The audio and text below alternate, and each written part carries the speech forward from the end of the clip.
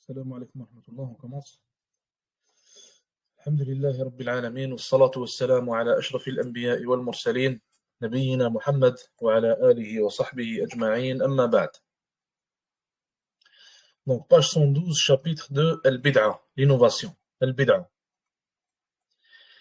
Il dit ici تعريفها, sa définition. Donc التعريف اللغوي comme d'habitude, définition linguistique. Puis après, il va parler de la définition dans la sharia. لغة الشيء المخترع على غير مثال سابق. Le mot bid'a ou le mot innovation, donc ça a le même sens que ce soit dans la langue française ou arabe. Le mot bid'a en arabe, il signifie une chose qui a été innovée, une nouvelle chose qui a été innovée, qui n'a pas d'exemple passé, Donc c'est la première fois qu'on fait une telle chose, c'est une nouveauté. Personne n'a fait une chose similaire auparavant. Donc ça c'est l'innovation, la bid'a, selon sa définition linguistique. Wa shar'an, et dans la religion en islam, lorsqu'on parle de bid'a ou alors d'innovation, ma uhditha fi ad-din min ghayri dalil. C'est tout ce qui a été innové dans la religion sans preuve. Tout ce qui a été innové, encore une fois, dans la religion sans preuve. Et dans la religion, ça c'est une partie très importante de la définition, car al-bid'a, les innovations, sont ce qui est relié au din, à la religion, et non pas ce qui est relié à la dunya. Comme on va le voir, al-ibtida'u fil 'adat, comme il le dit ici, le fait d'innover dans la dunya, c'est une chose permise, c'est une chose même recommandée, et parfois même obligatoire dans certains cas. Donc il y a une société musulmane, un pays musulman, pour que ce pays-là gagne en puissance, pour qu'il soit fort, se protège, etc. Ça devient obligatoire pour les musulmans de développer de nouvelles technologies, de développer les meilleures choses qui peuvent leur servir de défense, etc. Donc, l'ibtida' fil 'adat, ou alors fil umur dunyawiya, le fait d'innover à propos des choses reliées à la dunya, à propos des choses mondaines, ceci est une très bonne chose, c'est recommandé, voire obligatoire. Mais l'ibtida'u fid din, le fait d'innover dans la religion, c'est ça qui est un problème. C'est ce qui est un problème en réalité. Donc ici, il dit aqsamul ibtida', les types d'innovation. أولا ابتداع في العادات, innover à propos des choses mondaines. كابتداع المخترعات الحديثة وهذا مباح لأن الأصل في العادات الإباحة. Il dit comme le fait d'inventer de nouvelles choses, inventer مثلا des voitures, inventer مثلا des moyens de défense, inventer مثلا des moyens de propager l'islam, etc. وهذا مباح, et il dit ici que c'est permis. Donc le asl, l'état initial, c'est que c'est permis. Et comme on a dit, des fois ça va même jusqu'à l'obligation. Deuxièmement, ibtida'un fi ad-din. Deuxièmement, le fait d'innover dans la religion d'Allah Azza wa Jal. وهذا محرم لأن الأصل فيه التوقيف. Et ceci, bien sûr, est une chose qui est haram. C'est une chose qui est illicite. Ce n'est pas permis d'innover dans la religion. لأن الأصل فيه التوقيف. Car tout ce qui est à propos de la religion en réalité nécessite une preuve. On ne peut pas venir avec une nouvelle chose, ajouter une nouvelle chose dans la religion sans preuve ou quoi que ce soit. Donc tout ce qui est fait dans la religion, comme on va le voir, Inch'Allah, nécessite une preuve. Maintenant, les types d'innovation à propos de la religion. Les types d'innovation possibles à faire à propos de la religion. Quand on dit possible à faire, ce n'est pas permis à faire, mais plutôt qu'il y a possibilité de faire. Donc, il y a trois possibilités. Si quelqu'un commet une innovation dans la religion, alors il tombera dans l'une de ces trois possibilités-là. Premièrement, bid'a'un i'tiqadiyya. Premièrement, la bid'a, l'innovation qu'il aura commise, pourrait être reliée à l'i'tiqad, reliée à la aqida, reliée à la croyance. Donc, c'est une innovation dogmatique, une innovation reliée à la croyance. وهي اعتقاد خلاف ما أخبر الله به وأخبر به رسوله عليه الصلاة والسلام. Et c'est le fait de croire. Donc, encore une fois, on parle de croyance. C'est le fait de croire. On ne parle pas des actions maintenant. Donc, le fait de croire le contraire ou alors l'opposé de ce qu'Allah Azza wa Jalla a révélé ou alors de ce que nous a dit son prophète alayhi salatu wassalam.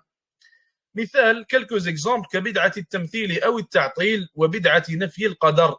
Donc, quelques exemples, il a dit comme la bid'a de tamthil. La bid'a, tamthil, c'est quoi? C'est le fait de dire que telle chose, maintenant, est semblable à Allah Azza wa Jal. Donc, que tel être ou créature est semblable à l'être d'Allah subhanahu wa ta'ala. Et ça, bien sûr, c'est une innovation.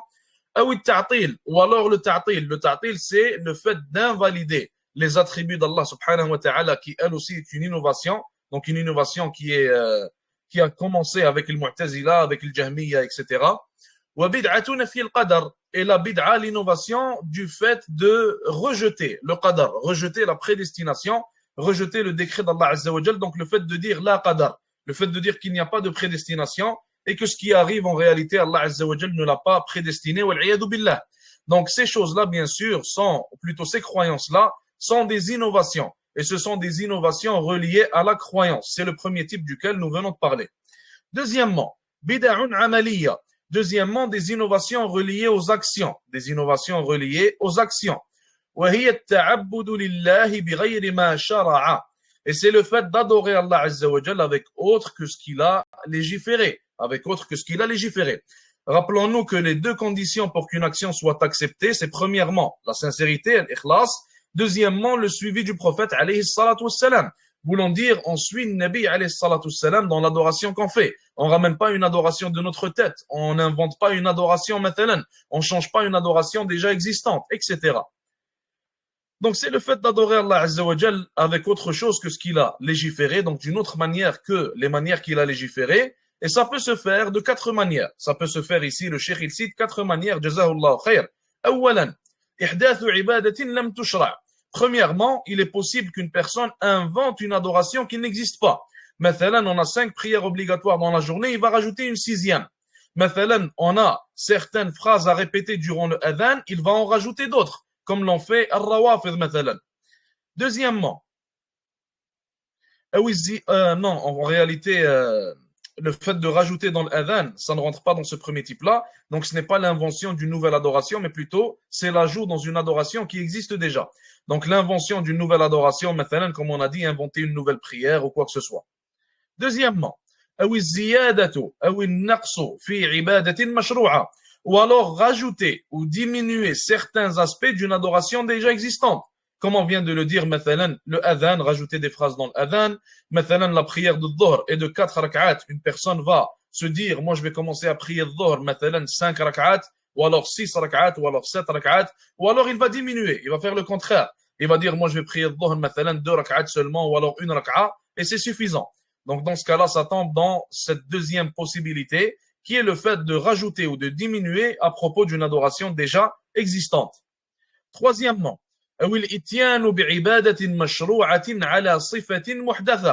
troisièmement, le fait de faire une adoration qui est déjà légiférée, mais la faire d'une manière qui n'a pas été légiférée. Donc l'adoration que tu fais, elle existe déjà, mais tu l'as fait d'une autre manière, autre que celle accomplie par le Nabi alayhi salatu wassalam.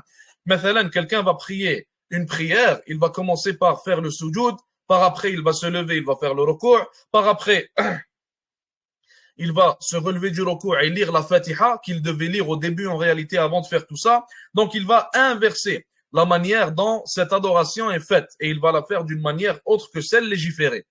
Quatrièmement,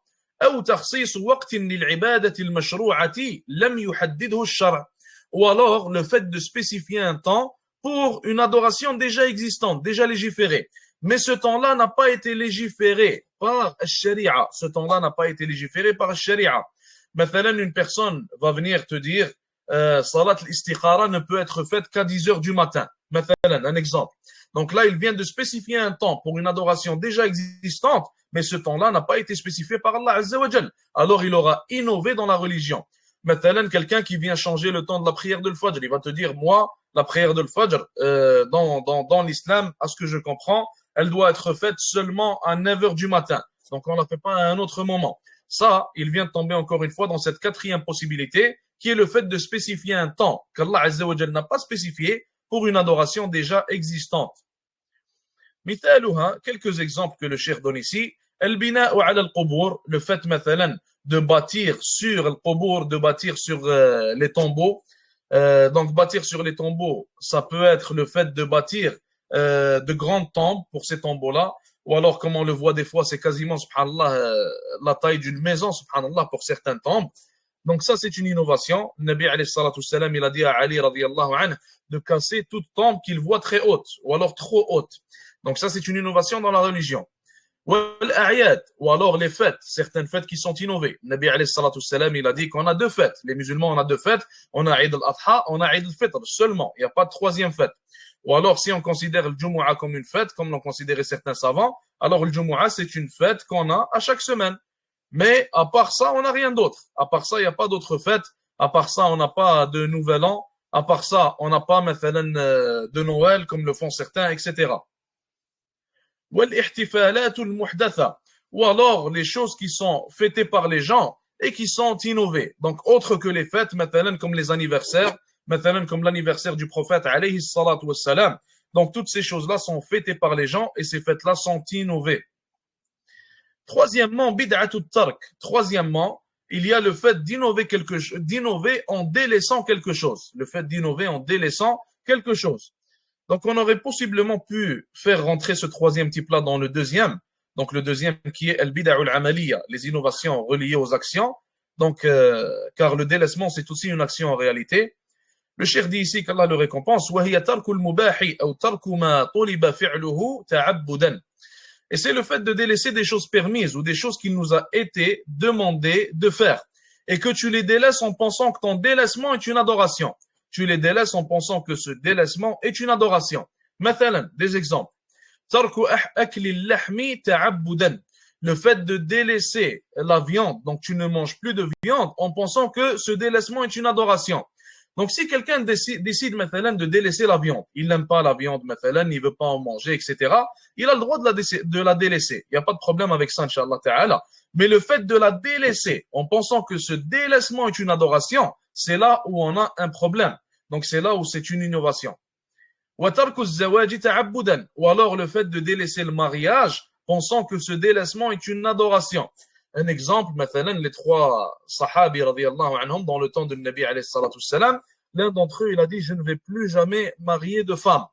Donc, le Nabi alayhi salatu salam, il a dit qu'il était meilleur que les trois, et il a dit, parmi les choses qu'il a dit alayhi salatu salam dans le hadith, il a dit qu'il mariait les femmes, sallallahu alayhi wa sallam. Donc, il n'y a aucun problème avec cela, et le fait de délaisser le mariage pensant que ce délaissement est une adoration, ça c'est complètement faux. Ça c'est complètement faux, et c'est une innovation. Maintenant, il va diviser le bid'a, les innovations, d'une autre manière. Il va les diviser selon le jugement de ces innovations-là. Et là, on va avoir deux divisions. Il va diviser le bid'a, les innovations, selon le jugement de ces innovations-là. Et on aura deux divisions. Première division, premier type, bid'a'un mukaffira. Le premier type d'innovation sont ce qu'on appelle al-bid'a'ul mukaffira, les innovations qui font sortir la personne de l'islam. Les innovations qui annulent l'islam d'une personne. Il a dit ici que ce genre d'innovation font sortir la personne de la religion d'Allah Azza wa Jal. Par exemple, مثالها بدعة الرفض والقول بخلق القرآن. Premier exemple qu'il donne, c'est l'innovation de rafd, l'innovation de rafd. Rafd, c'est tiré de quoi? C'est tiré de, ou plutôt, qu'est-ce qu'on veut dire par rafd quand on parle de bid'at al-rafd? On parle des rawafid. On parle des rawafid en réalité. Mais les rawafid, ils ont 1001 innovations. Il faut savoir que les rawafid, ils ont 1001 innovations. Donc, subhanallah, ce sont l'une des sectes avec le plus d'innovations. Ils ont énormément d'innovations dans leur religion. D'ailleurs, al-rafd, c'est une autre religion. Ce n'est même pas l'islam. Donc, pourquoi est-ce qu'on dit l'innovation de rafd au lieu de dire les innovations commises par al-rawafid? Parce qu'en réalité, il faut le voir comme un package, subhanallah, il faut le voir comme un package en réalité. Si quelqu'un est un rafidi, il va venir avec ces 1001 innovations-là. Donc habituellement, ils vont commettre toutes ces innovations ou alors y croire, etc. Donc leur religion est composée de 1001 innovations. Donc le cheikh va pas les citer une par une ici. Plutôt, il va dire bid'atur rafd, l'innovation de ar-rafd. Wal qawlu bi khalqil Qur'an. Et le fait de dire que le Coran est créé, qui est elle aussi une innovation. Le fait de dire que le Coran est créé, qui est elle aussi une innovation. Bid'atul rafd, on peut le comprendre aussi comme étant l'innovation du refus. Donc, refuser qui? Refuser Sahaba, radiyallahu anhum, le fait de faire leur takfir, etc. Ça aussi, ça peut être compris comme étant l'innovation de ar-rafd, donc du refus. Ce qu'on fait ar-rafida. Deuxièmement, bid'a'un mufassiqa. Deuxièmement, des bid'a qui rendent la personne un fasiq. Donc, ces bid'a-là, la différence entre les premières bid'a, le premier type de bid'a et ce deuxième type, c'est que le premier type, ce sont des mukaffirat. Elles font sortir la personne de l'islam. Le deuxième type, ce sont des péchés. Ce ne sont pas des annulatifs de l'islam. Il dit ici, ya'thamu sahibuha, lakin la yakhruju min al-islam. Il dit que celui qui commet ce deuxième type-là est pécheur, mais il ne sort pas de l'islam, il ne sort pas de la religion d'Allah. مثالها, quelques exemples. بدعة الذكر الجماعي, donc l'innovation de الذكر fait en groupe. Parfois, on va voir dans certaines mosquées, mathalan, 10 personnes, 15 personnes qui vont s'asseoir, ils vont commencer à dire Subhanallah en même temps, etc. Donc ça, c'est ce qu'on appelle l'innovation de al-dhikrul jama'i, le dhikr fait en groupe. وبدعة تخصيص ليلة النصف من شعبان بالعبادة. Et l'innovation de spécifier la nuit du 15 de Sha'ban avec des adorations. Donc il y a un hadith à propos de ça, mais le hadith il est soit très faible ou alors mawdou', je ne me rappelle pas exactement. Soit il est très faible ou alors c'est un mensonge contre le Nabi alayhi salatu wassalam, l'un des deux, Allahu a'lam. Donc dû à cela, les savants ils ont dit que on ne peut pas faire des adorations basées sur ce hadith car il est très faible. Au minimum, il est très faible. Donc il faut délaisser cela. Et le fait de croire qu'on peut faire des adorations durant ce moment-là, en réalité, ça n'a pas de preuve, ça n'a pas de asl, vu que le seul hadith qu'il y a à propos de ça, il est très faible. Donc c'est à délaisser et c'est une innovation.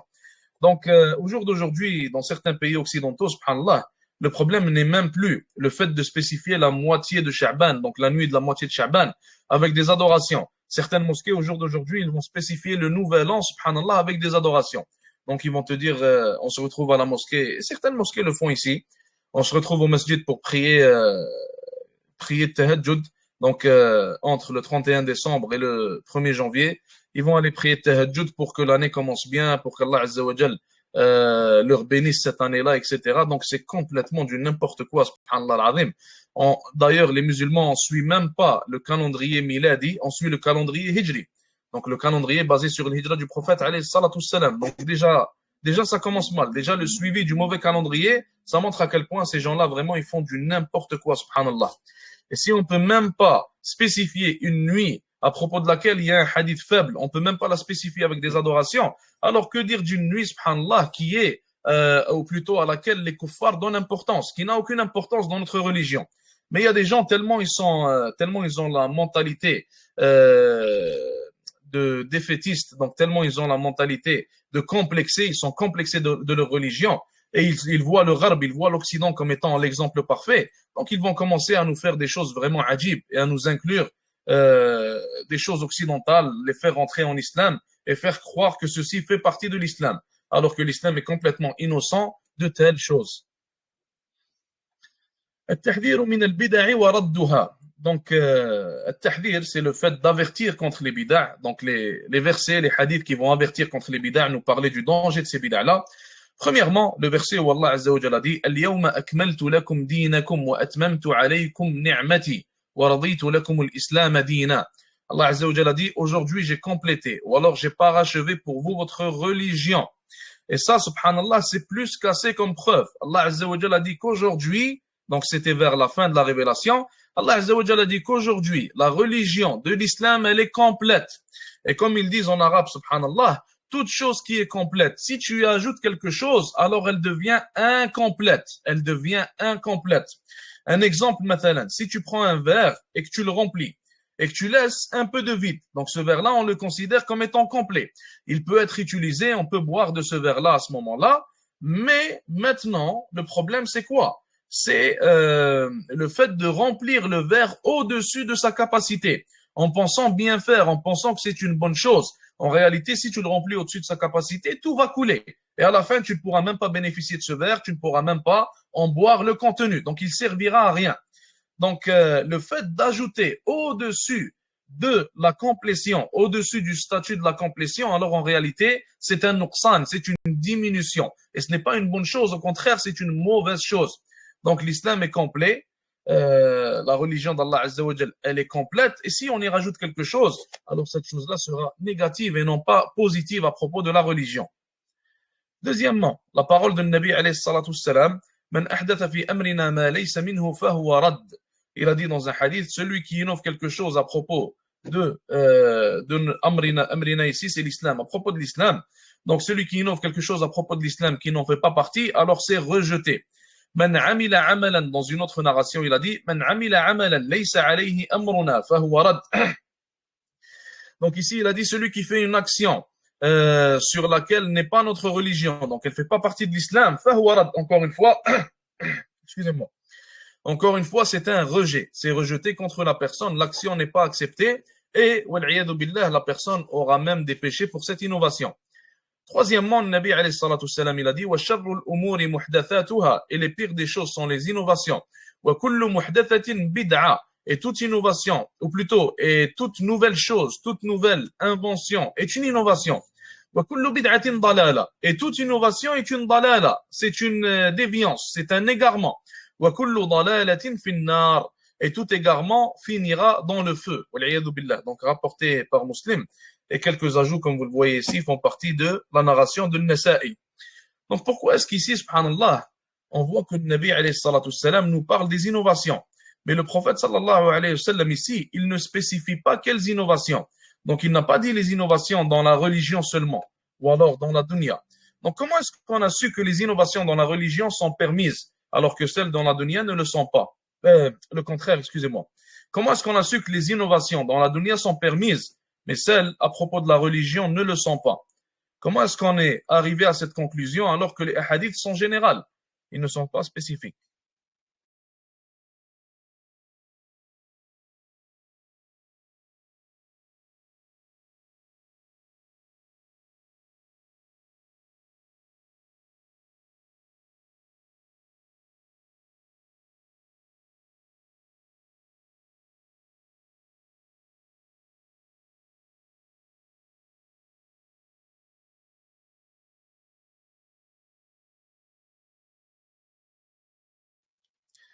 En fait, on tire ça du fait que Sahaba radiyallahu anhum eux-mêmes ont innové des choses mondaines.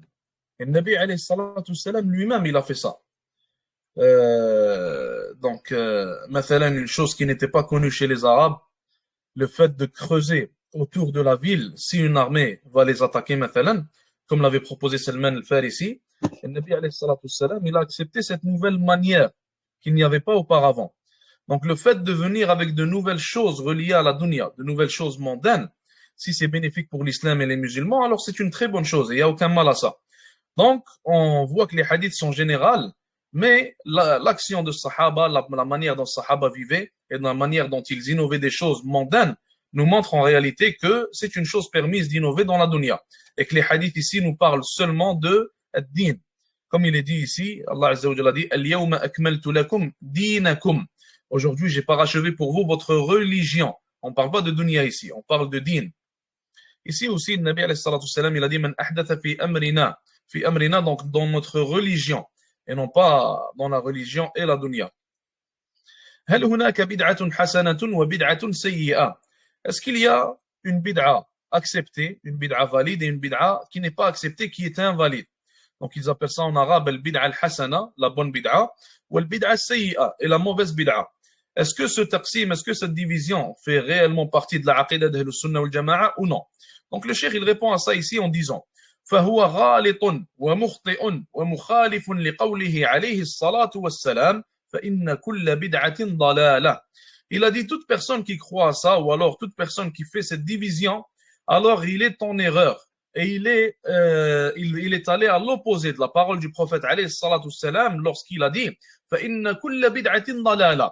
Toute innovation est égarement. Ici, le Nabi alayhi salatu wassalam, il a clairement dit toute innovation.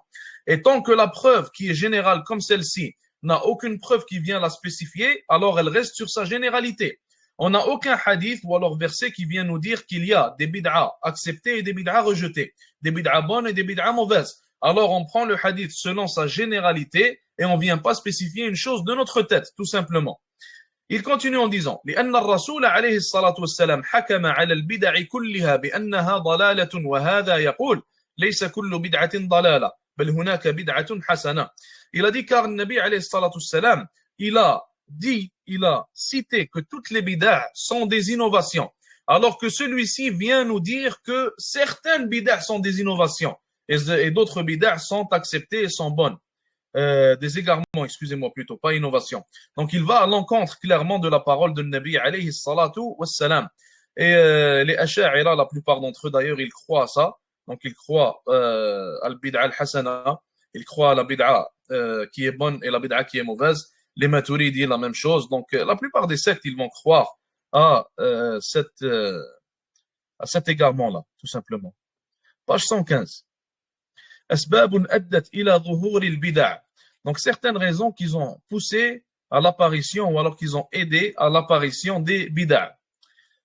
Premièrement, Premièrement, l'ignorance de la religion, l'ignorance des jugements légiférés par Allah Azza wa Jal, l'ignorance du Coran et de la Sunna. Et l'ignorance, bien sûr, subhanallah, c'est la pire des maladies qu'on peut avoir en tant que ummah. Et regardez au jour d'aujourd'hui, tellement on est dans l'ignorance, regardez, subhanallah, l'état dans lequel on a fini. Donc, dû à l'ignorance, dû au fait qu'il y avait beaucoup de gens qui rentraient dans l'islam, surtout au début de l'islam, autant de sahaba, autant de salaf, beaucoup de terres, de contrées sont devenues musulmanes. Et beaucoup parmi ces contrées-là, comme Cheikh Tarifi l'a expliqué, Fakallahu Asra, beaucoup parmi les gens vivant dans ces contrées-là, lorsqu'ils venaient de devenir musulmans, ils ont gardé certains aspects de leur culture. Et à la fin, ils ont commencé à combiner leur culture et l'islam sans faire exprès, dû à leur ignorance de l'islam, dû à leur ignorance de la religion d'Allah Azza wa Jal, et ça a fini par faire apparaître des innovations. Et d'ailleurs, c'est pour ça que, comme Cheikh Tarif il a dit, Fakallahu Asra, il a dit que c'est pour ça que la plupart des innovations, on va voir qu'elles viennent des pays de l'Ajam, donc elles viennent des pays qui étaient non arabes au début de l'islam. Car les pays arabes, le din y était propagé. Il y avait beaucoup de savants qui étaient là-bas, donc parmi tabi'in et tout ça. Après, le savoir, bien sûr, il s'est transmis. Mais beaucoup venaient des pays de l'Ajam dû au fait qu'ils ont combiné certains aspects de leur culture avec la religion. Ce qui a fait apparaître de nouvelles choses qui ne faisaient pas partie de la religion, mais certains pensaient qu'ils faisaient partie de la religion. Deuxièmement, ittiba'ul hawa, le fait de suivre les passions. Et subhanallah, la personne qui suit ses passions et ne veut pas suivre la vérité, il n'y a aucun dawa pour elle. Il n'y a aucun dawa pour une telle personne. Troisièmement, Troisièmement, le fait d'être fanatique, de devenir une personne fanatique à propos de tel cheikh, à propos de tel savant. Tout ce que le cheikh dit, c'est as-sirat al-mustaqim, c'est la voie droite. Le cheikh ne fait aucune erreur pour toi. Donc tu suis ce cheikh-là aveuglement, pensant qu'il ne fait pas d'erreur et pensant qu'il reçoit la révélation. Donc bien sûr, ces gens-là ne vont pas penser que le cheikh reçoit la révélation, mais de par leurs actions et de par leur fanatisme, c'est ça qu'ils sont en train de nous dire en réalité. Ils sont en train de nous dire que ce cheikh-là ne fait aucune erreur, on doit le suivre dans toutes ses actions et dans toutes ses paroles. Alors que l'imam Malik, rahmatullah alayhi, wa ma adraka man al-imam Malik, l'imam Malik, rahimahullah, il a dit, on accepte et on rejette les paroles de toute personne, illa sahiba hadha al-qabr, sauf la personne qui est enterrée dans cette tombe. Et il a pointé vers la tombe de Nabi alayhi salatu salam. Et comme les savants nous disent, al-isma, le fait de ne faire aucune erreur, la protection des erreurs a été enterrée avec le Nabi alayhi salatu salam lorsqu'il a été enterré. Donc après lui, sallallahu alayhi wa sallam, tout le monde va faire des erreurs, tout le monde va avoir des avis qui ne sont pas l'avis le plus correct, etc. Même les plus grands des savants, même les plus grands des chouyours, tout simplement. Donc, il faut jamais être fanatique d'une personne et en réalité, ce fanatisme, il tue la umma, subhanallah. Jusqu'à ce que l'un d'entre eux, il a dit que Isa alayhi salam, tellement il est fanatique de son madhab, il a dit Isa alayhi salam, lorsqu'il va, il va revenir, il va juger avec notre madhab. Et il a cité son madhab. Donc, sans le citer, il a cité son madhab, subhanallah. Donc là, on voit que le fanatisme, des fois, ça pousse une personne à perdre la tête en réalité. Isa alayhi salam, tu penses qu'il a moins de compréhension que le cheikh de ton madhab, subhanallah. Il comprend moins la religion d'Allah Azza wa Jal que le cheikh de ton madhab. On est arrivé à ce point-là tellement on est fanatique, subhanallah. Quatrièmement, Quatrièmement, le fait de vouloir ressembler aux kuffar. Et tout cela, encore une fois, comme on a dit, c'est dû au fait que les musulmans ont une mentalité de défaitiste, subhanallah. Une mentalité de mahzoumin. Ils sentent qu'il est le perdant. Et même s'il n'y a eu aucune confrontation, ils sont déjà qu'il est le perdant. Ils sentent qu'il doit suivre celui qui est le plus fort, celui qui a la technologie, etc. Donc l'Occident dans le cas actuel. Et il faut savoir, subhanallah, qu'auparavant, les Occidentaux, les Européens, ils allaient étudier Al-Andalus lorsqu'elle était musulmane. Et lorsqu'ils revenaient dans leur pays, ils commençaient à parler en arabe à leurs amis ou alors à leurs proches pour se vanter auprès d'eux. Et ils mettaient les vêtements islamiques que les musulmans mettaient auparavant pour se vanter. Donc se vanter devant leur peuple, se vanter devant leurs proches, etc. Au jour d'aujourd'hui, subhanallah, c'est devenu le contraire. On met les vêtements des kuffars pour se vanter devant nos proches. On parle l'anglais, le français, les langues des kuffars pour se vanter devant notre peuple et nos proches. On suit le calendrier des kuffars pour se vanter devant nos proches et pour sentir, subhanallah, qu'on sert à quelque chose. tellement on sert à rien, tellement on ne fait rien de notre religion, on ne fait aucunement triompher notre religion, alors on se dit, ou certains d'entre nous se disent, laisse-moi simplement suivre le Gharb, l'Occident qui est gagnant en ce moment, et je vais me sentir bien, Inch'Allah Ta'ala, je vais me sentir complet, je n'aurai plus besoin de faire quoi que ce soit. Et c'est cette mentalité qui tue le musulman au jour d'aujourd'hui. Au lieu de chercher la gloire de l'islam, ils vont simplement aller suivre celui qui est gagnant en ce moment, donc comme des humiliés, comme des medloulines, sans chercher à être comme Sahaba radiallahu anhum ils l'étaient. Sahaba radiallahu anhum sont venus à un moment où il y avait des empires déjà établis, qu'ils étaient très forts, qu'ils influençaient le monde en entier, et ils ont retourné tout cela. Et ils ont fait en sorte que l'empire islamique devienne le plus puissant, de par leur sacrifice, de par leur gloire, et de par leur fierté d'être musulmans. Et ça aussi, c'est une chose très importante, la fierté d'être musulman. Au jour d'aujourd'hui, certains d'entre nous, ils vont sortir à l'extérieur, ils vont marcher jusqu'au masjid, et lorsqu'il arrive au masjid, il va sortir son qamis de son sac. Donc tu lui dis, pourquoi tu fais ça? Il porte le qamis directement, pourquoi tu te casses la tête? Ah non, ils vont me voir, ils vont me dire ci, ils vont me dire ça. Donc pas besoin d'attirer le regard, d'attirer l'attention. Tout cela, c'est dû à un manque de fierté en l'islam, manque de fierté en notre religion. Alors qu'on est sur la vérité, subhanallah, on est sur la vérité et on n'est pas fier de l'être. Donc réellement, on est dans un état, wallahi, Allah musta'an. Ou alors, un autre exemple, un frère qui était allé travailler quelque part, il nous a raconté que lorsqu'il est arrivé au travail, il a dit à une personne qu'il voyait au masjid, une personne qu'il connaissait, donc il l'a vu travailler au même endroit, il lui a dit salam alaikum. Et cette personne-là lui a répondu bonjour. Et par après, quelques minutes après, il est venu le voir, il lui a dit, ah, excuse-moi, Akhi, je t'ai dit bonjour parce que le boss était là, le responsable était là, je voulais pas dire salam alaikum devant lui. Donc, Allah musta'an, dans un état, donc être dans un état similaire, subhanallah, je ne sais même plus quoi vous dire, subhanallah, l'état dans lequel les musulmans sont. Cinquièmement, الاعتماد على أحاديث موضوعة لا أصل لها. Cinquièmement, le fait de se baser, le fait de bâtir une adoration en se basant sur des hadiths qui sont des mensonges contre le Nabi alayhi salatu wassalam. Donc ça aussi, ça pousse à commettre des innovations. Donc des hadiths qui sont des mensonges contre le Nabi alayhi salatu wassalam, certains vont les prendre et ils vont les appliquer quand même. Sixièmement, عادات وخرافات لا يدل عليها شرع ولا يشهد لها عقل. Sixièmement, des habitudes ou alors des choses qui sont irréelles en réalité, qui ne sont ni appuyées par la législation, ni par la logique, ni par l'intellect. Un exemple de cela. Il y avait un homme, un Rafidi, qui tenait un téléphone et il se baladait donc en Irak, je pense, wallahu a'lam. Et il disait au Rawafid, j'ai l'imam al-Hussein au téléphone. Donc ces gens-là, ils prenaient le téléphone et ils parlaient, ils disaient Ya Hussein et ils commençaient à pleurer. Ils commençaient à pleurer en faisant comme s'ils étaient en train de parler à l'imam al-Hussein, rahmatullahi alayhi, radiyallahu ta'ala anhu wa ardah. Donc ça, en réalité, c'est une innovation qui est tirée de khurafat, qui est tirée d'histoires irréelles. Et ces histoires-là ne sont ni appuyées par la législation, car on sait très bien dans la législation que le mort ne nous entend pas, et ils ne sont ni appuyés par l'intellect, car toute personne ayant un minimum d'intellect va savoir que le mort ne nous entend pas. Surtout s'il est mort à une époque où il n'y avait pas de téléphone et maintenant toi tu lui parles avec WhatsApp. Donc ça ne fait aucun sens. قاعدتان مهمتان تفيدان في معرفة البدع وردها. Maintenant, il va citer deux règles qui sont très importantes. Il faut se concentrer à ce moment-là. Deux règles très importantes pour reconnaître le bid'a et pour les rejeter. Donc, connaître le bid'a et ne pas tomber dedans. La première règle, الأصل في العبادات المنع والحظر والتوقف حتى يأتي دليل على مشروعيتها. الأصل, l'état initial, c'est que toute adoration est haram, jusqu'à preuve du contraire. Qu'est-ce qu'on veut dire par là? Toute adoration, elle est haram à faire jusqu'à ce qu'il y ait une preuve dans le Coran ou dans la Sunna qui vient la légiférer. Mathalan, si on n'aurait pas de preuve que la prière de Dhuhr existe, est-ce qu'on aurait prié Dhuhr? La réponse est non. Pourquoi est-ce qu'on prie Dhuhr? Car on a une preuve dans le Coran, on a des preuves dans la Sunna, on a une preuve de l'Ijma', etc., qui nous cite qu'il y a une prière qui s'appelle Dhuhr, qui est composée de 4 rak'at, tout simplement. Maintenant, est-ce qu'il y a une sixième prière autre que les 5 prières obligatoires? La réponse c'est non. Toute prière autre que les 5 prières obligatoires, ou donc toute prière obligatoire autre que ces 5-là, elle est haram, car il n'y a aucune preuve qui vient nous citer qu'il y a une sixième prière obligatoire, tout simplement.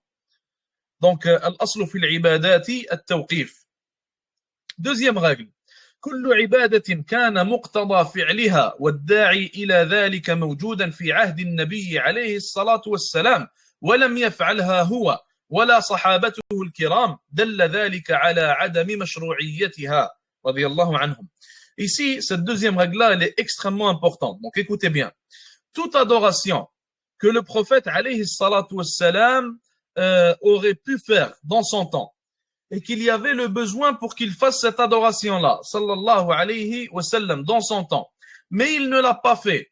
Et sahaba radiyallahu anhum non plus ne l'ont pas fait. Alors, dans ce cas-là, cette chose-là est une innovation. Dans ce cas-là, cette chose-là est une innovation.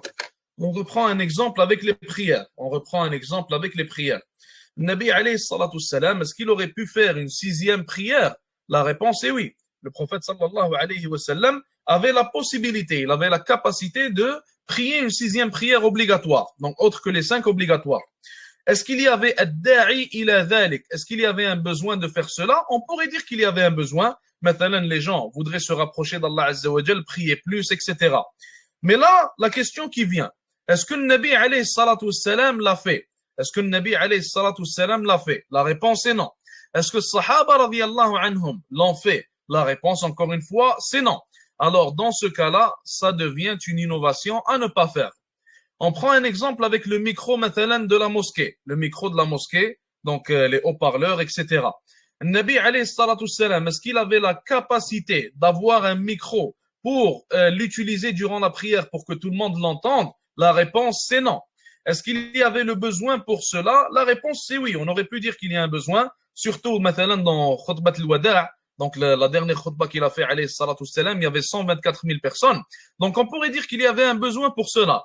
Et Nabi alayhi salatu salam n'avait pas la capacité de faire ça, car il n'y avait pas de micro, il n'y avait pas cette technologie à ce moment-là.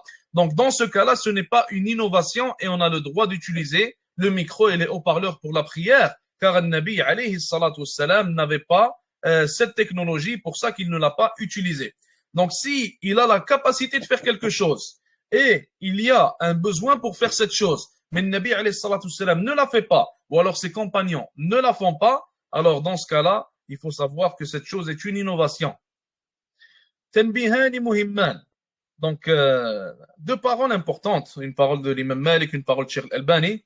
L'imam Malik, rahimahullah, il a dit, Man ibtada'a fil islam bid'atan yaraha hasana, faqad za'ama anna Muhammadan alayhi salatu wassalam khana ar-risala. Toute personne, l'imam Malik il dit rahimahullah, toute personne qui innove dans l'islam, une bid'a qu'il pense être bonne, alors il aura prétendu que Muhammad alayhi salatu salam a trahi le message, car Allah azza wa jalla dit Al-yawma akmaltu lakum dinakum. Aujourd'hui, j'ai parachevé pour vous votre religion. Si Allah azza wa jalla dit ça et que l'islam n'est pas parachevé, ça veut dire que le Nabi alayhi salatu salam n'a pas tout transmis. Hashah wal iyadu billah. Plutôt c'est ce que ces gens-là prétendent, même s'ils ne le disent pas avec leur langue, ils le disent avec leurs actions. فما لم يكن دينا يومئذ فلا يكون اليوم دينا.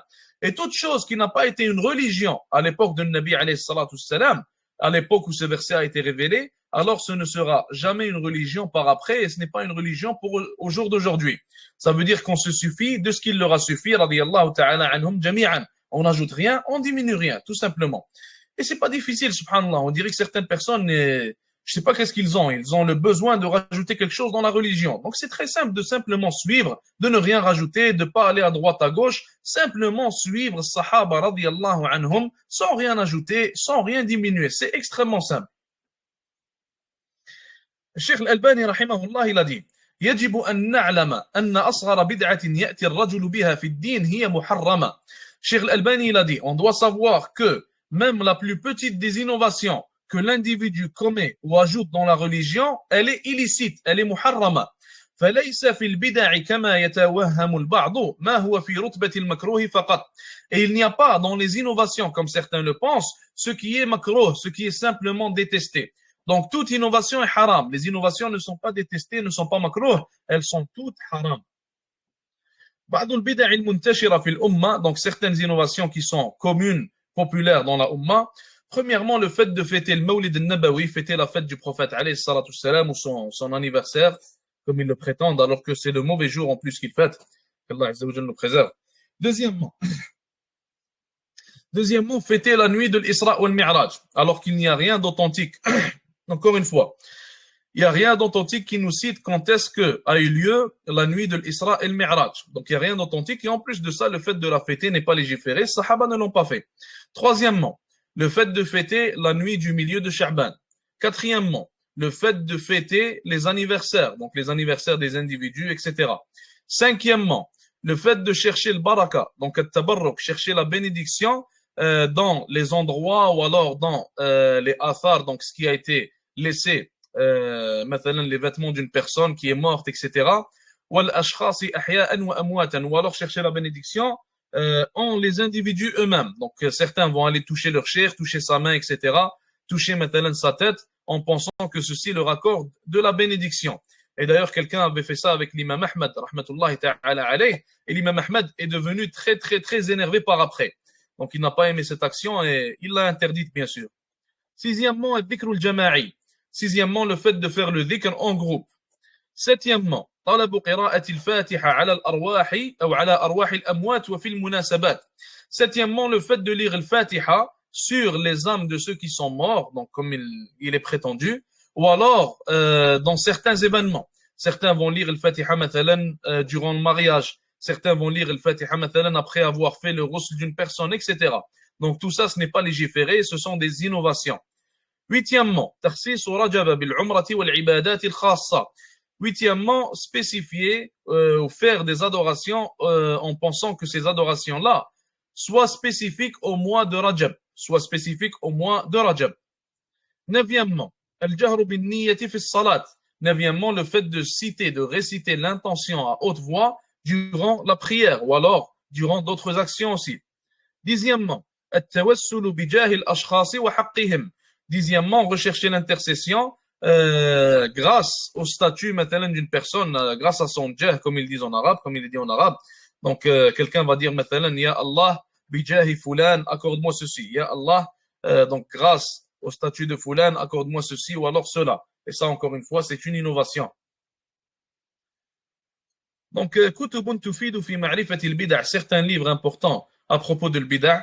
التحذير من البدع de Cheikh Ibn Baz, السنن والمبتدعات de Cheikh Abd Salam al-Qushayri. Donc, البدع والمحدثات وما لا أصل له de Hamoud al-Matar, comme il a dit ici, je pense, والله أعلم. Quatrièmement, الإبداع في مضار الابتداع de Cheikh Ali Mahfouz. Cinquièmement, البدع الحولية de Cheikh Abdullah al-Tuwayjiri. Il y a aussi, bien sûr, Al-I'tisam, le livre Al-I'tisam de Shatibi. Donc, ce livre-là, L'Ihtisam, c'est l'un des livres les plus importants à propos de l'Bida', mais ce livre-là, c'est un livre un peu plus avancé. Donc, ce qu'on a vu, c'est vraiment juste une introduction au Bida'. On n'est pas allé loin, on ne s'est pas approfondi à propos de l'Bida', mais en réalité, on a simplement pris une introduction, une manière d'avoir une vue globale à propos des innovations, à propos de l'Bida'. Dernièrement, il dit ici, page 118, Fa'ida, المتابعة لا تتحقق إلا إذا كان العمل موافقا للشريعة في ستة أمور. Et ce point-là, il est important. Ce tableau-là qu'on a devant nous, il est très important. Il a dit que le suivi complet de Nabi alayhi salatu salam, le suivi parfait, ne peut se faire qu'en suivant ces six choses-là. Qu'en suivant ces six choses-là. Et il faut savoir que quiconque innove à propos de l'une de ces choses-là, alors il aura commis une innovation. Et les innovations peuvent être, donc les innovations reliées aux actions peuvent être commises, ou plutôt, elles vont être entre ces six possibilités-là. Donc c'est soit, comme on va le voir, Inch'Allah Ta'ala, soit le sabab, soit la raison, soit le jins, le type, ou alors al-qadr, la quantité. Donc vous allez comprendre, Inch'Allah Ta'ala, avec l'explication du tableau. Premièrement, il dit, nous sommes obligés de suivre al-sabab, nous sommes obligés de suivre la raison. Qu'est-ce qu'il veut dire ici par la raison? Il donne un mithal, il donne un exemple, il dit كَمَنْ صَلَّى رَكْعَتَيْنِ بِسَبَبِ نُزُولِ الْمَطَرِ. Il a dit, imaginons qu'une personne prie 2 rak'at car il y a la pluie qui tombe. Maintenant, on a une raison qui l'a poussé à prier ces 2 rak'at-là. Quelle est cette raison-là? C'est la tombée de la pluie. Est-ce que cette raison-là est une raison légiférée? Pour le savoir, on va regarder dans le Coran et dans la Sunna. Est-ce qu'Allah Azza wa Jal nous a ordonné de prier si la pluie tombe? La réponse est non. Est-ce que le Nabi alayhi salatu wassalam nous a ordonné de prier lorsque la pluie tombe? La réponse, encore une fois, c'est non. ça veut dire que ce n'est pas présent dans la sharia, ça n'a pas été légiféré.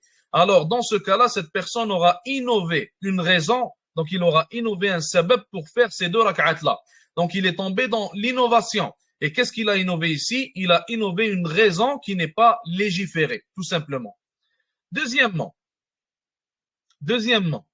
el-jinsu, deuxièmement, le type. Deuxièmement, el-jinsu, le type.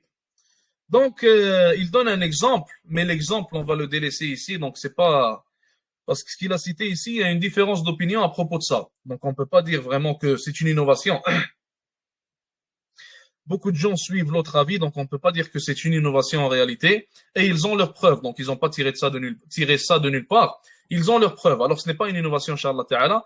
On va donner un autre exemple à propos du type. Mathalan, lorsque l'heure de Dhuhr vient, il nous a été légiféré de prier 4 rak'at. Lorsque l'heure de Dhuhr vient, il nous a été légiféré de prier 4 rak'at, tout simplement. Il n'y a pas une autre chose qui a été légiférée à ce moment-là. Ce qui a été légiféré, c'est la prière, as-salat. Ça veut dire le type d'adoration légiféré à ce moment-là, c'est la prière. Si quelqu'un va venir avec un autre type d'adoration, en essayant de remplacer la prière par ce dernier. Maintenant, je vous donne un exemple. L'heure de Dhuhr vient, quelqu'un vient et il s'assoit et il commence à lire le Coran. On lui dit maintenant, tu dois prier la prière obligatoire. Il va dire non. Il va dire la prière obligatoire, je la remplace par le fait de lire le Coran à ce moment-là. Donc, il a changé le type d'adoration qui est obligatoire à ce moment-là, qui est la prière. Il l'a changé par un autre type d'adoration, qui est la lecture du Coran. Est-ce que la lecture du Coran, dans son cas à lui, va être suffisante et va remplacer la prière ou non? La réponse, bien sûr, c'est non. Donc, dans ce cas-là, il aura innové un nouveau type d'adoration à un moment où il était censé faire un autre type d'adoration, tout simplement. Donc, ça, c'est l'innovation à propos du type. L'innovation à propos du type d'adoration. Troisièmement, al-qadr, l'innovation dans la quantité. Al-qadr, kaman salla al-maghriba arba'an muta'ammidan. Comme par exemple une personne qui va prier al-maghrib 4 rak'at au lieu de 3. Donc il aura innové dans quoi? Il aura innové dans la quantité. Il aura innové dans la quantité, dans le nombre, tout simplement. Quatrièmement, al-kayfiyya. Quatrièmement, la manière. Innover dans la manière. On va donner un autre exemple qui serait peut-être plus simple à comprendre. Donc, quelqu'un qui va innover dans la manière dont on fait la prière. Il va prier Salat al-Isha, mathalan. Lorsqu'il commence la prière, il dit Allahu Akbar, il va directement en ruku'. Après, il se lève du ruku', il lit le Fatiha. Après avoir lu le Fatiha, il va directement en prosternation, en sujoud.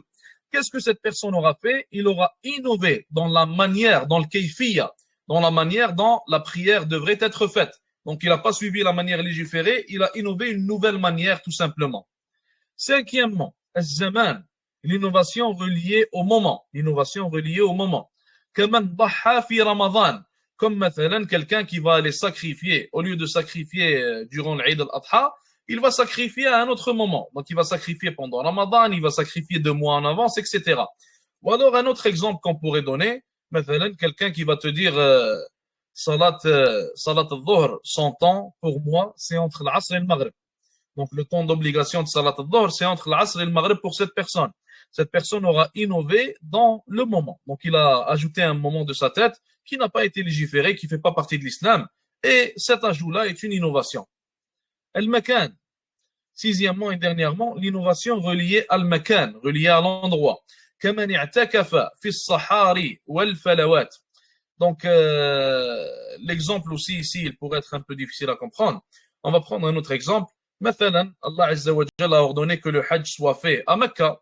Donc, l'endroit ici, c'est Mecca. L'endroit concerné, c'est le Kaaba, Mecca. Certains rawafid vont faire quoi? Ils vont aller faire le Hajj à Karbala. Donc, dans une ville en Irak, à Karbala. Dans ce cas-là, l'innovation, elle est reliée à quoi? Elle est reliée à l'endroit. Ils ont complètement changé l'endroit où le Hajj était censé être fait et ils sont allés le faire à un autre endroit complètement. Donc, ils ont innové quelque chose qui est relié à l'endroit, tout simplement. Donc, on a fini pour les innovations. Dernier chapitre du livre, Ad-Da'watu ila al-Tawhid. Donc, l'appel au Tawhid. Dernier chapitre, l'appel au Tawhid. 118. Il dit ici le cheikh, Ad-Da'watu ila Allah sha'nuha kabir, wa fadluha azim, wa hiya wadhifatu ar-rusuli wal-anbiya, wa maydanu as-salihin wal-awliya. Il a dit ici, subhanallah, ad-da'watu ila Allah, la da'wa à Allah Azza wa Jal est une chose énorme. Et ses vertus sont énormes, elles aussi. Et c'était le travail, la responsabilité des messagers et des prophètes. Et c'est le terrain de salihin, des gens pieux et des awliya, des gens proches d'Allah subhanahu wa ta'ala. Allah Azza wa Jal dit, Ud'u ila sabili rabbika bil hikmati wal maw'izati al hasana, wajadilhum billati hiya ahsan. Donc, appelle vers ton Seigneur en utilisant la hikmah et en utilisant la meilleure des manières, la meilleure des exhortations. Allah Azza wa Jal dit aussi, قُلْ هَذِهِ سَبِيلِي أَدْعُو إِلَى اللَّهِ عَلَى بَصِيرَةٍ أَنَا وَمَنِ اتَّبَعَنِي. Donc, il a dit au prophète, alayhi salatu wassalam, قُلْ, dis, ceci est ma voix, j'appelle vers Allah, ala basira, donc de la bonne manière, en sachant ce qu'il est en train de faire, alayhi salatu wassalam, ana wa man ittaba'ani, moi et ceux qui me suivent. Et d'ailleurs, de ça, on tire que la da'wa, ce n'est pas seulement le travail des anbiya et des rusul. La da'wa, c'est le travail de tous ceux qui suivent Muhammad sallallahu alayhi wa sallam. Il a dit ici, wa man ittaba'ani, et ceux qui me suivent, tous ceux qui suivent le Nabi alayhi salatu wassalam, doivent faire la da'wa de la manière qu'ils peuvent. Chacun selon sa capacité. La da'wa aux kuffars, la da'wa aux musulmans, la da'wa à n'importe qui. Donc, tout le monde. On peut faire la da'wa à n'importe qui. On peut faire la da'wa à tout le monde en réalité. Le kafir, on l'appelle à devenir musulman. Le musulman, on l'appelle à devenir un meilleur musulman. Celui qui n'étudie pas l'ilm, on l'appelle à l'étudier. Celui qui ne fait pas de prière surrogatoire, on l'appelle à faire cela, etc. Donc la da'wa doit être faite et doit être notre travail et notre responsabilité 24 heures sur 7. Et le Nabi alayhi salatu wassalam, il a dit, فَوَاللَّهِ لَأَنْ يَهْدِيَ اللَّهُ بِكَ رَجُلًا وَاحِدًا خَيْرٌ لَكَ مِنْ حُمْرِ النَّعَمِ. Le Nabi alayhi salatu wassalam, il a dit, Wallahi, par Allah, il a juré, subhanallah. Il a dit à Ali radiyallahu anhu, qu'Allah azza wa jal guide de par ton biais un seul homme, juste un seul homme. خَيْرٌ لَكَ مِنْ حُمْرِ النَّعَمِ. Ça serait meilleur pour toi que des chamelles rouges. Et les chamelles rouges étaient les chamelles les plus chères qu'ils avaient auparavant. ويقول عليه الصلاة والسلام فمن دعا إلى هدى كان له من الأجر مثل أجور من تبعه لا ينقص ذلك من أجورهم شيئا. Il a dit sallallahu alayhi wa sallam, celui qui appelle vers un bien, il aura la même récompense que ceux qui vont faire ce bien-là, sans que la récompense de ces derniers ne diminue de quoi que ce soit. Et si, subhanallah, la seule vertu de la da'wa, ça serait celle-ci, wallahi, ça serait plus qu'assez. Pensez maintenant à Cheikh l'Islam ibn Taymiyyah, rahimahullah. Pensez à combien de gens ont été guidés par la grâce d'Allah Azza wa Jal, et puis par les travaux de Cheikh l'Islam, par ses exhortations, par ses livres, par ce qu'il a enseigné, par ses étudiants, etc. Au jour d'aujourd'hui, ça fait 700 ans qu'il est mort à peu près, rahmatullahi alayh. Mais imaginez-vous, combien de récompenses est-ce qu'il reçoit quotidiennement dû à la da'wa qu'il faisait de son vivant. Imaginons maintenant Muhammad ibn Abdul Wahhab, rahmatullahi alayh. Combien de gens ont été guidés au tawhid, à la vraie aqidah, de son vivant, par la grâce d'Allah Azza wa Jal, puis par les travaux qu'il a entretenus. Imaginez-vous combien de récompenses est-ce qu'il reçoit quotidiennement, rahmatullahi alayh, jusqu'à aujourd'hui, dû à ce qu'il faisait de son vivant. Et si on revient à Sahaba radiyallahu anhum, c'est encore plus grand que cela. Abu Bakr radiyallahu ta'ala anhu, mithal, Abu Bakr par exemple, il a la récompense de tous ceux qui viennent après lui. Car Abu Bakr, comme Abu Hurayra radiyallahu anhu, il a dit, lorsqu'il a été ferme durant les batailles contre les apostats, il a dit, s'il n'aurait pas été ferme, il n'y aurait pas d'islam par après. Donc imaginez-vous le nombre de récompenses quotidiennes qu'il va recevoir. Toutes les actions qu'on fait, Abu Bakr, il reçoit la même récompense, car il a été une cause de ces récompenses-là. Donc quiconque est une cause de da'wah, quiconque est une cause de guider, quiconque est une cause pour faire triompher et propager l'islam, il recevra, inchallah ta'ala, énormément de récompenses. Et il recevra les récompenses de tous ceux qu'Allah Azza wa Jalla a utilisés pour guider. Et subhanallah, un homme, une fois, il avait raconté, donc un vieil homme, il avait raconté qu'il était rentré dans un masjid, il est rentré dans une mosquée. Et quelqu'un est venu le voir en pleurant. Il a dit qu'il regardait cet homme-là, il lui a fait un câlin, il était en train de pleurer, mais il n'a pas compris c'était qui. Il regardait l'homme, il n'a pas compris c'était qui, il l'a pas reconnu. Et l'homme lui a dit, est-ce que tu m'as reconnu? Il a dit non. Il a dit, je me rappelle pas de toi. Il lui a dit, ça fait 15 ans, on s'était rencontrés dans cette même mosquée-là, et tu m'avais appris à faire la prière. Et depuis ce jour-là, je n'ai jamais délaissé ce que tu m'as appris, j'ai jamais délaissé la prière. Jusqu'à aujourd'hui, je prie et ceci est grâce à Allah Azza wa Jal, puis grâce à toi. Donc imaginez-vous, cet homme-là, il était même pas au courant de l'impact qu'il a eu dans la vie de cet homme-là. Il était même pas au courant de l'impact que sa da'wa elle a eu. Mais lorsqu'il dormait, lorsqu'il se reposait, lorsqu'il ne faisait rien, il recevait constamment les récompenses des actions que cet homme-là faisait, car il a été la cause de la guidée de cet homme-là. Pour ça que la da'wah, elle est extrêmement importante. La da'wah, c'est ce qui va réformer la ummah. La da'wah, c'est ce qui va nous réformer en tant qu'individu. La da'wah, c'est ce qui va faire en sorte, Inch'Allah Ta'ala, qu'on aura énormément de récompenses. Donc, les bienfaits de la da'wah, les vertus de la da'wah ne finissent pas. Le cheikh dit ici, lorsqu'on fait le da'wah, la première des choses à laquelle on appelle bien sûr, c'est le tawhid. Donc on commence par l'usul, par les fondements, et après on passe aux priorités. Tu vois quelqu'un, mathalan, qui est un mushrik, et au même moment, il est en train de commettre un péché, il boit de l'alcool ou il fume, mathalan, tu vas pas lui dire délaisse l'alcool, c'est haram, ou alors délaisse les cigarettes, c'est haram. Tu vas lui dire qu'il est dans un état de shirk. Tu vas lui parler de tawhid, tu vas lui parler d'Allah Azza wa Jal, tu vas lui parler de la croyance correcte, l'appeler vers cette dernière, etc. Donc on commence vraiment étape par étape et on commence toujours par ce qui est prioritaire vers ce qui est moins prioritaire. Et la preuve de cela, c'est ce que le Nabi alayhi salatu salam, il a dit à Mu'adh lorsqu'il l'a envoyé en tant que da'i au Yémen. Il lui a dit alayhi salatu salam, فَلْيَكُنْ أَوَّلَ مَا تَدْعُوهُمْ إِلَيْهِ شَهَادَةُ أَنْ لَا إِلَهَ إِلَّا اللَّهِ. Que la première des choses vers laquelle tu les appelles soit la shahada de la ilaha illallah. Et dans une autre narration, ila an yuwahhidullah, que ce soit le tawhid d'Allah. Donc encore une fois, c'est le tawhid, la première des choses à laquelle on appelle. Min wasa'il ad-da'wati ila at-tawhid, parmi les manières qui sont très simples, tout le monde a la capacité de faire ça. Tout le monde a le temps, tout le monde a la capacité, il n'y a personne qui peut dire qu'il n'a pas de temps ou quoi que ce soit. Tout le monde a la capacité de faire, Inch'Allah Ta'ala, l'une de ces 5 manières-là que le cheikh cite. Donc des manières de faire da'wah. Premièrement, طبع الكتب والمطويات التي تدعو إلى التوحيد وتوزيعها. Premièrement, imprimer les livres, imprimer les pamphlets ou alors les acheter. Donc les pamphlets qui parlent de tawhid, qui parlent de la aqida et les distribuer. Donc les distribuer à ses amis, les distribuer à ses proches, les distribuer comme certains faisaient, les mettre dans les masajid, à l'entrée du masjid, etc. Donc tout ça, c'est une chose que, ou plutôt, cette action-là, c'est une action qui est possible à tous, Inch'Allah Ta'ala. Deuxièmement, مخاطبة التجار للمساهمة في طبع ونشر كتب التوحيد والعقيدة. Deuxièmement, on peut financer les impressions que font مثلا les bibliothèques, les impressions des livres de tawhid, des livres de aqida, des pamphlets, etc. Donc on aide avec notre argent. Et encore une fois, tout le monde peut aider avec un minimum. Troisièmement, نسخ وتوزيع الأشرطة التي توضح التوحيد وتبينه وتدعو إليه. Troisièmement, le fait, donc auparavant ils avaient probablement les cassettes, etc. Donc ça, on peut le remplacer aujourd'hui par le fait d'ouvrir une chaîne YouTube maintenant, partager les savants, partager Cheikh Al-Ulwan, Al-Tarifi, etc. Donc le fait d'ouvrir une chaîne YouTube, partager les bons savants, transmettre la aqida, transmettre la croyance. Donc ça, c'est une chose qui est encore une fois possible pour tous. Combien de temps est-ce qu'on passe sur nos téléphones? On passe des heures par jour à utiliser notre téléphone et à ne rien faire. Donc seulement à scroller, à faire des choses qui ne servent à rien, à perdre notre journée, subhanallah, sur ce téléphone-là.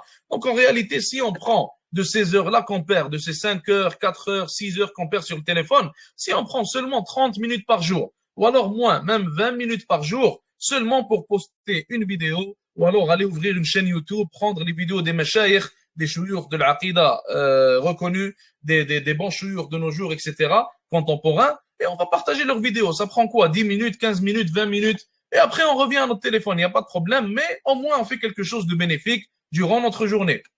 Quatrièmement, إلقاء الكلمات والمواعظ والخطب والمحاضرات. Donc ça, c'est spécifique à ceux qui ont cette capacité. Le fait de parler de tawhid, de donner des halaqas sur ça, de donner des cours sur ça, pour ceux qui sont capables. Cinquièmement, تعليم الأولاد والأهل في البيت أصول التوحيد وتدريسهم كتب العقيدة. Donc cinquièmement, le fait d'enseigner à ses enfants, enseigner à sa famille, enseigner aux gens proches, enseigner aux amis le tawhid, leur parler de tawhid, corriger leur malcompréhension, etc. Donc toutes ces choses-là, Inch'Allah Ta'ala, sont très bénéfiques et peuvent faire un énorme changement. Beaucoup de gens sont devenus musulmans maintenant grâce aux réseaux sociaux. Beaucoup de gens ont écouté une vidéo sur YouTube, ça les a poussés à devenir musulmans, à devenir sunnis parfois, à suivre le sunnah ou le jama'a parfois, à suivre les bons mashayikh, à corriger leurs ambiguïtés, à changer leurs normes, etc.